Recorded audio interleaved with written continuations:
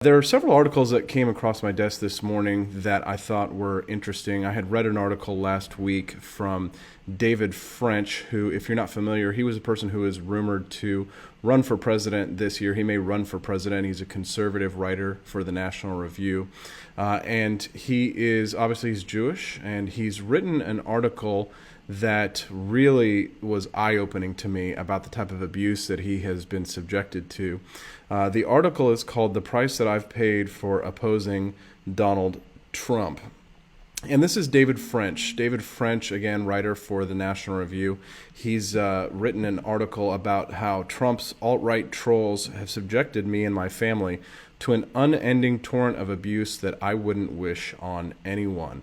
And it's very eye-opening. If you haven't read it yet, then I would suggest that you do so. I'll go ahead and drop it in the podcast chat this morning so you all can see what it is I'm talking about. But the article, it talks about the type of abuse that he's received, and it starts out by saying, "I distinctly remember the first time I saw a picture of my then 7-year-old daughter's face in a gas chamber. It was the evening of September 17th, 2015. I had just posted a short item to the Corner calling out notorious Trump ally Ann Coulter for aping the white nationalist language and rhetoric of the so-called right. My youngest daughter is African American, adopted from Ethiopia, and in alt-right circles, that's an unforgivable sin. It's called race cucking, or, quote, raising the enemy. I saw images of my daughter's face in gas chambers, with a smiling Trump in a Nazi uniform preparing to press a button and kill her. I saw her face photoshopped into images of slaves. She was called a niglet and a dindu. The alt-right unleashed on my wife, Nancy, claiming that she had slept with black men while I was deployed to Iraq, and that I loved to watch while she had sex with, quote, black bucks. People sent her pornographic images of black men having sex with white women, with someone photoshopped to look like me watching. When we both publicized some of the racist attacks, I in National Review and Nancy in the Washington Post, things took a far more ominous turn.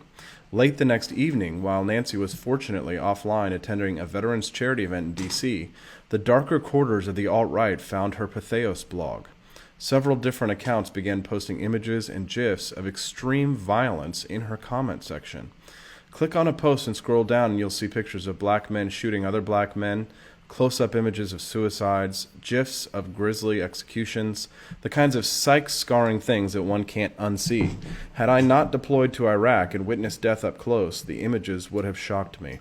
I quickly got on the phone with Nancy, told her not to look at the website, and got busy deleting comments and blocking IP addresses. But in the meantime, a few friends and neighbors had seen the posts. The next Sunday, friends from church approached, expressing concern not just for our safety, but for theirs as well. We live in a community where most of the streets have similar names, and it's common for UPS drivers, FedEx deliveries, and friends to end up at the wrong house. They interpreted the images as threats, and they didn't want anyone to drive into our neighborhood looking for the Frenches, intent on turning images into reality. It took days, and hundreds of IP blocks and Twitter reports, but things finally calmed down. The racist images slowed from a flood to a trickle.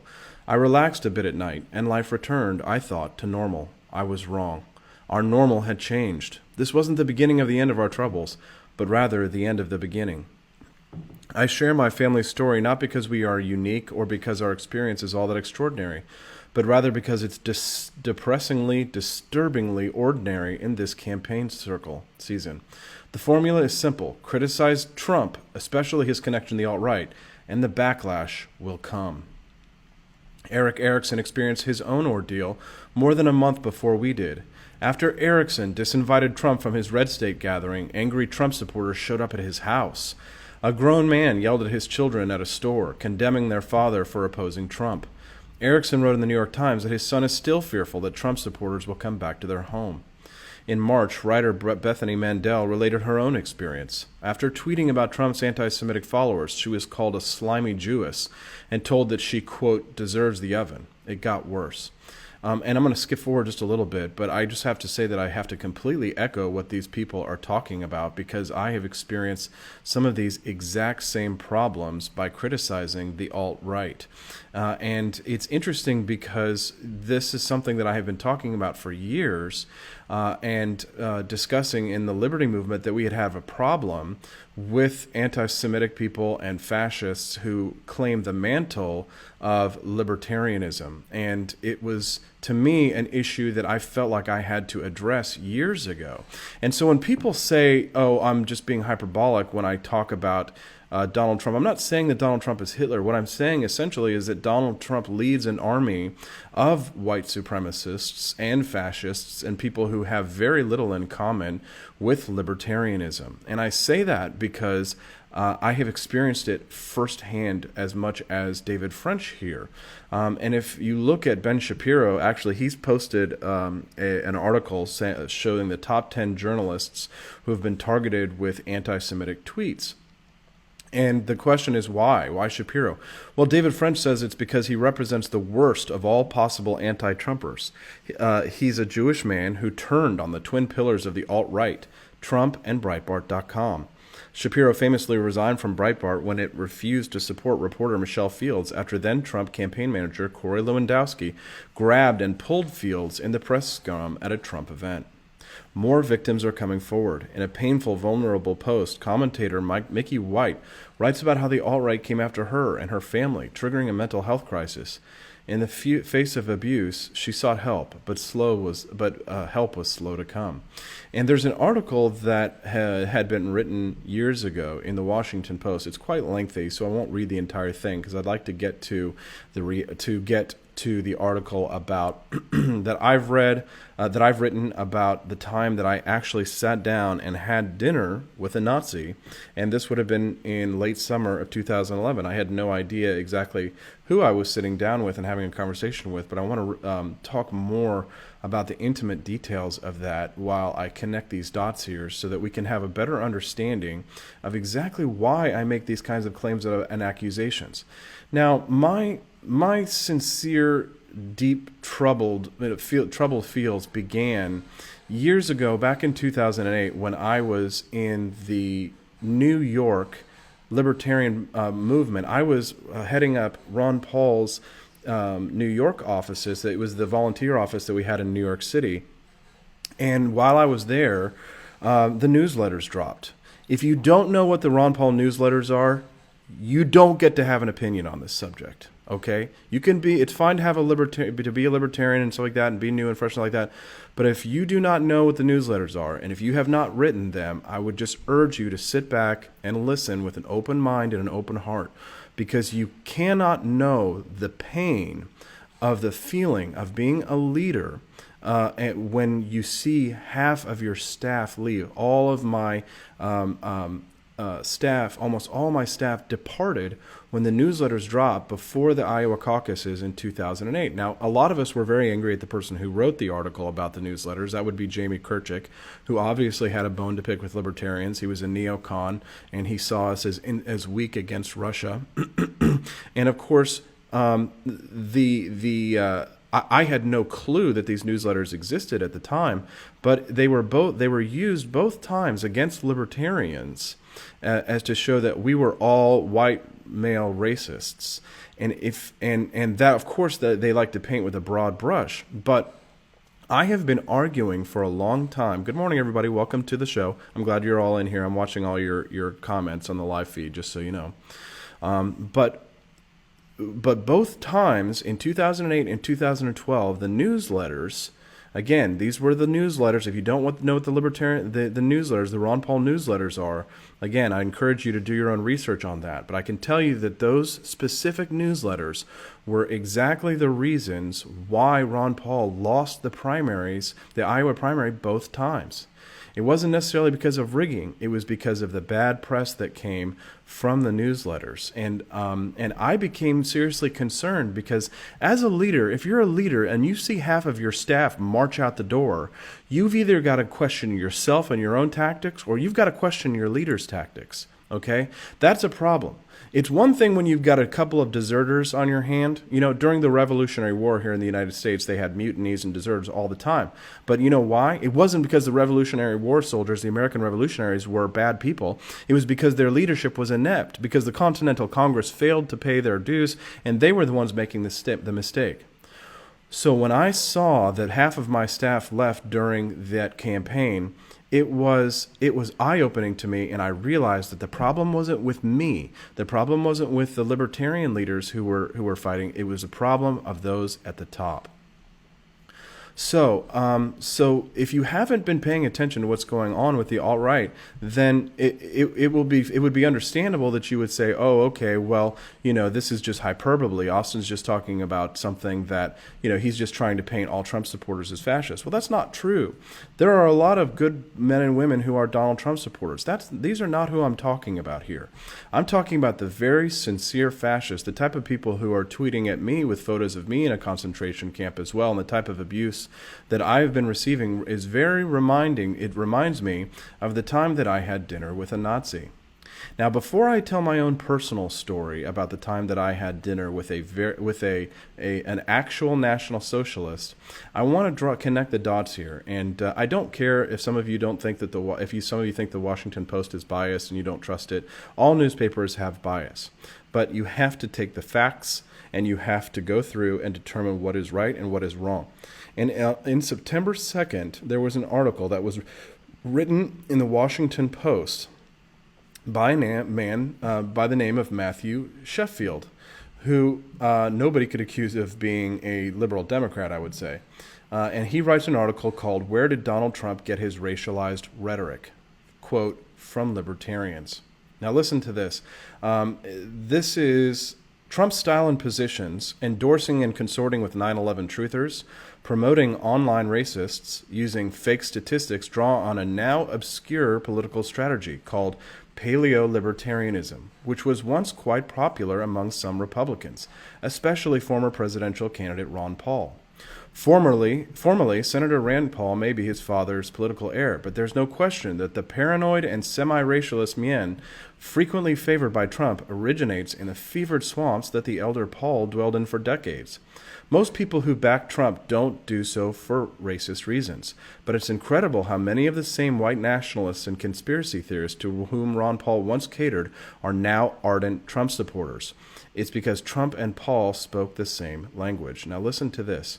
Mainstream libertarians have been agonizing over this legacy among themselves for some time, hoping that either the elder or younger Paul would definitively denounce the movement's racialist past, but no such speech has ever come. Instead, the paleo-libertarian strategy concocted decades ago as a way to push for minimal government threatens to replace right-wing libertarianism with white nationalism. The figure whose ideas unify Pauline libertarians and today's Trumpists is the late Murray Rothbard, an economist who co-founded the Cato Institute and is widely regarded as a creator of libertarianism. Nowadays, many libertarians like to portray their ideology as one that somehow transcends the left-right divide, but to Rothbard this was nonsense. Libertarianism, he argued, was nothing more than a restatement of the beliefs of the, quote, old right, which resolutely opposed the New Deal and any sort of foreign intervention in the early 20th century. Many of its adherents, such as essayist H.L. Mencken, espoused racist viewpoints. As moderate Republicans, such as Dwight Eisenhower, and the new right Christian conservatives, such as William F. Buckley, became more influential in the Republican Party in the 50s and 60s, the future creators of libertarianism gravitated instead toward the work of secular anti-communist thinkers, such as economist Ludwig von Mises and novelist Ayn Rand. There had always been some sympathy for racism and anti-Semitism among libertarianism. The movement's house magazine, Reason, dedicated an entire issue in 1976 to historical revisionism, including Holocaust revisionism. It also repeatedly ran articles in defense of South Africa's then segregationist government, though by 2016, the magazine was running articles like, quote, Donald Trump enables racism. But it was Rothbard's founding of the Ludwig von Mises Institute in 1982 that enabled the fledgling political movement to establish affinity with the neo-Confederate Lost Cause movement. Almost immediately after its creation, the Mises Institute began publishing critics of, quote, compulsory integration, attacks on Abraham Lincoln, and apologia for Confederate leaders. Institute scholars have also spoken to racist groups such as the League of the South. Rothbard even published a chapter in his book, The Ethics of Liberty, in which he stated that the purely free society will have a flourishing free market in children, although he didn't specify the races of the children who might be sold. These, and many other controversial views advocated by Mises' writers, make sense from a fanatical libertarian viewpoint. But they also originate in a political calculation Rothbard revealed in a 1992 essay, lamenting the defeat of a Republican white nationalist and former KKK leader David Duke in the 1991 Louisiana governor's race by a bipartisan coalition. Expanding on themes raised 2 years earlier by his longtime partner, Lewin Rockwell, an editor and fundraiser for libertarian causes, Rothbard argued that Duke's candidacy was vitally important because it made clear that, quote, old America had been overthrown by an updated 20th century coalition of throne and altar, and its state church of government officials, journalists, and social scientists. Well, he might have a point there. But besides commending Duke as an exemplar of this kind of candidate he was looking to support, Rothbard also invoked the, quote, exciting former Senator Joe McCarthy of Wisconsin, not because of his economic views, but because he was a brash populist, prone to doing erratic things. Does that sound familiar, ladies and gentlemen? Rothbard, in my opinion, would have probably loved Donald Trump. And that's why you see so many anarcho-capitalists or self-proclaimed anarcho-capitalists and libertarians getting on the Donald Trump train. This is my own editorializing, by the way. Rothbard's description of McCarthy seems eerily similar to the campaign that Trump has been running. The exciting thing about Joe McCarthy was precisely his means, his right-wing populism. This is Rothbard. His willingness and ability to reach out to short-circuit the power elite, liberals, centrists, the media, the intellectuals, the Pentagon, Rockefeller Republicans, and reach out and whip up the masses directly. With Joe McCarthy, there was a sense of dynamism, of fearlessness, and of open-endedness, as if whom would he subpoena next? And it goes on by talking about the creation of the newsletters. It's quite a long article. I'll go ahead and share it in the chat for you all so you can do your own analysis on this and ask the question of whether or not what I am saying here is real.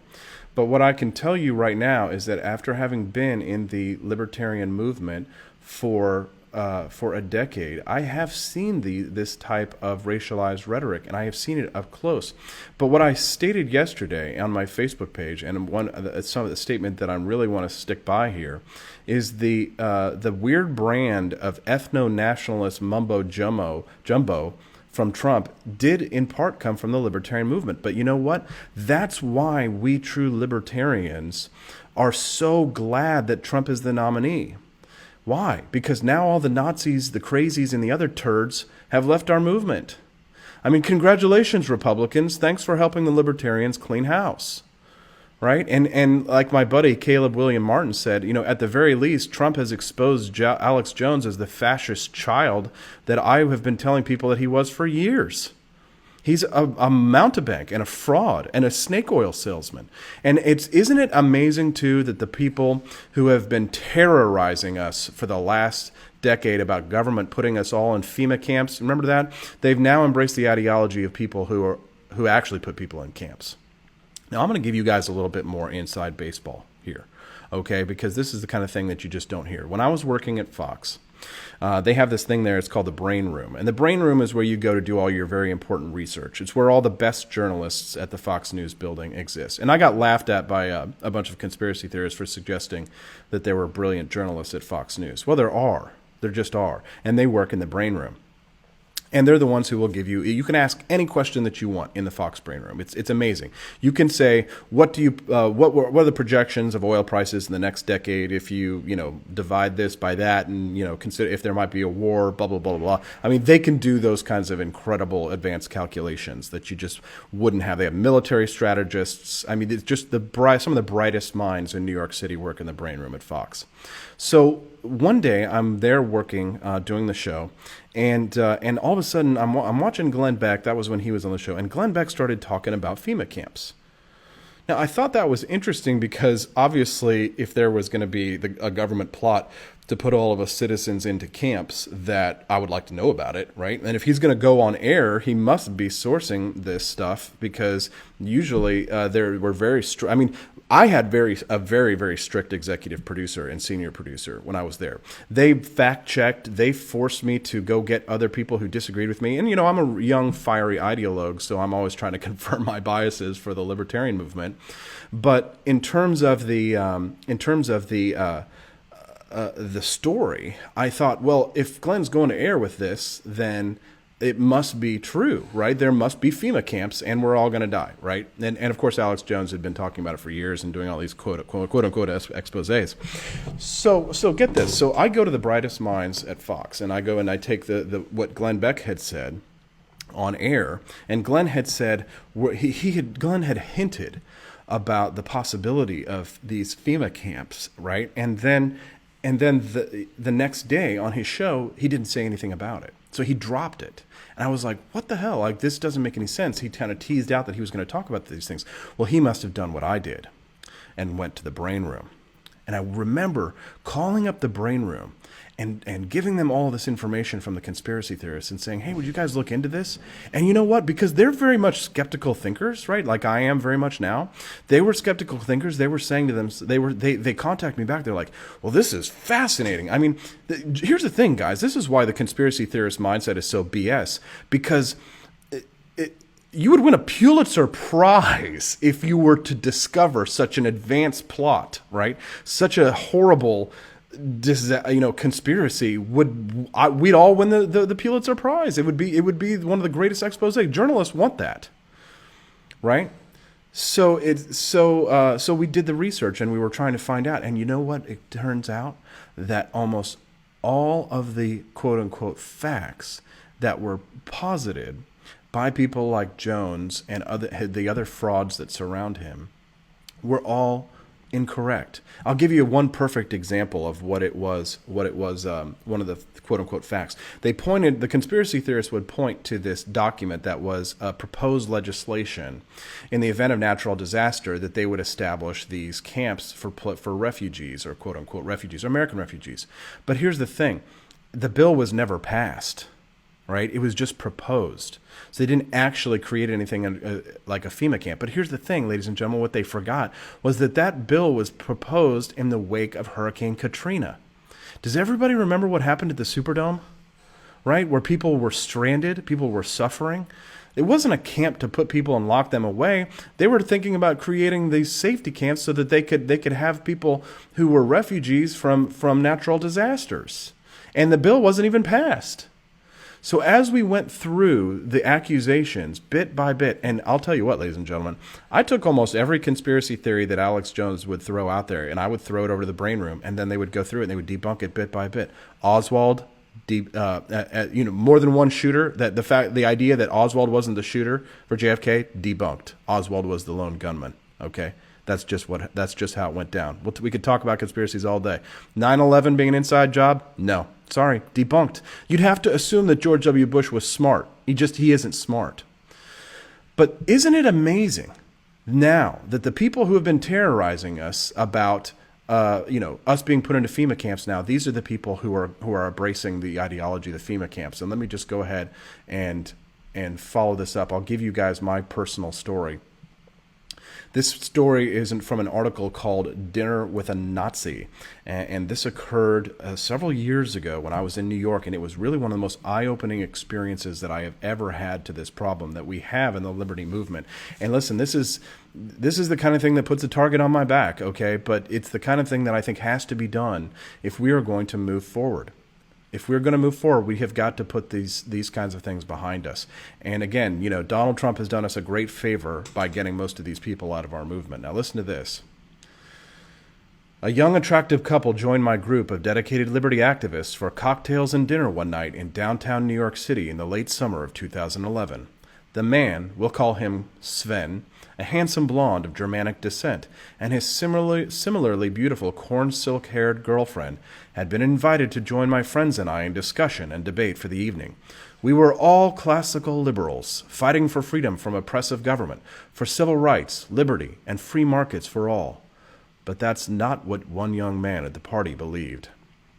As the presidential political season approached, and the re-election of Barack Obama signaled that there would be no hope for change in leadership, the modern American libertarian movement found itself in a difficult position. The campaign of Republican presidential candidate Ron Paul had inspired hordes of free market youth activists, including this author, me, to his banner. The movement was composed of people from all ages and backgrounds, and there was really only one thing that united all of them together: the belief in individual rights and personal liberty. This was the second effort for many of these young men and women who had cut their teeth on the 2008 version of the Texas congressman's campaign for the White House. Noted organizations such as the Campaign for Liberty, Young Americans for Liberty, and the now International Students for Liberty took root and have seen rapid growth across the nation. The total result of this movement has been to create a mini industry centered on the ideas of limited government and personal freedom. We have our heroes and villains, our clowns, and our workhorses. It's really quite remarkable. One self-proclaimed hero, that's up for debate in the community, is a man by the name of Alex Jones, whose conspiracy theory rants are broadcast into millions of homes on a daily basis. Remember, I wrote this in 2011, long before Jones turned into a Trump-tard. Jones is a radio broadcaster whose shows feature stories on how the U.S. government is building camps, presumably to intern Americans in the event of national disaster, and that the terrorist attacks of 9/11 were an orchestrated attack carried out by the elements of our own government. Jones was recently made known throughout the world on an appearance on CNN's Piers Morgan show, where his maniacal rants and ad hom painted the British host a perfect stereotype of the gun-toting lunatic American. Although Jones has taken steps to personally distance himself from the worst of anti-Semitism, it's an open secret that his online forums cultivate and harbor the worst kind of backward thinkers and rage-filled racists in the world of political discourse. Here's a perfect example of how this goes on. This is a little segue here.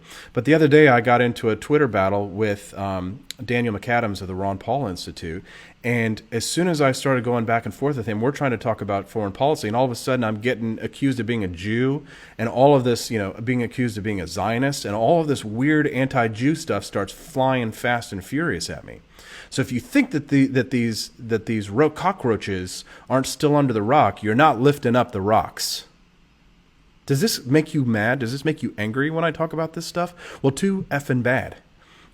I've suffered long enough from these accusations of painting that the libertarian movement is a bunch of racist white people. Well, it's not. It's a very diverse movement, and there's even room for Jews in the movement. Anyways, let me continue here. During those Tea Party takeover years of 2007 to 2010, American libertarians rose up and either established or blatantly took over major institutions, including my own. I think that was when I was at FreedomWorks at the time, not sure. There has always been a small element of this conspiracy fringe that occupied a portion of the debates at events and online, suggesting that the president was not born in America or that he is secretly a Muslim. And do you remember who fed into that, ladies and gentlemen? Do you remember? That's right, Donald Trump. Many of these people are simply what you would consider garden variety conspiracy theorists and are relatively benign. However, there are some who are much more, and they are dangerous. This is how I met Sven.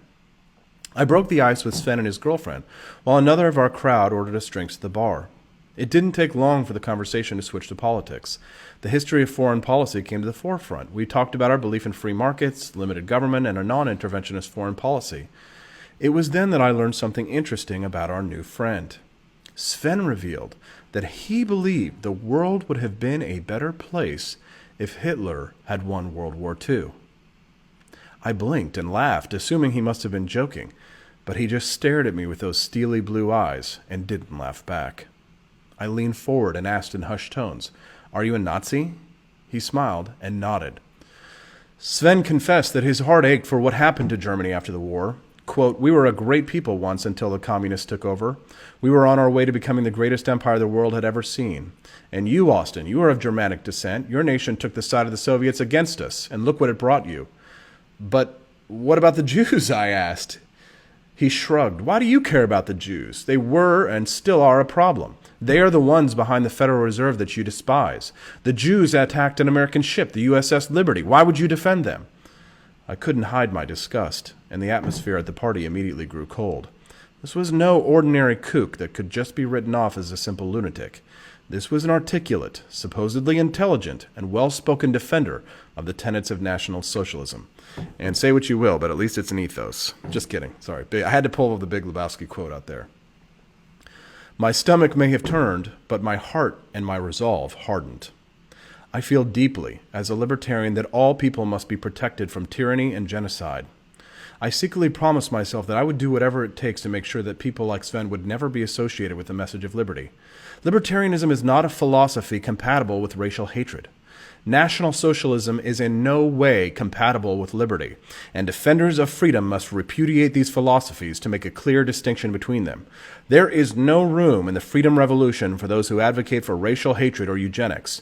There will be no liberty for some if there is no liberty for all.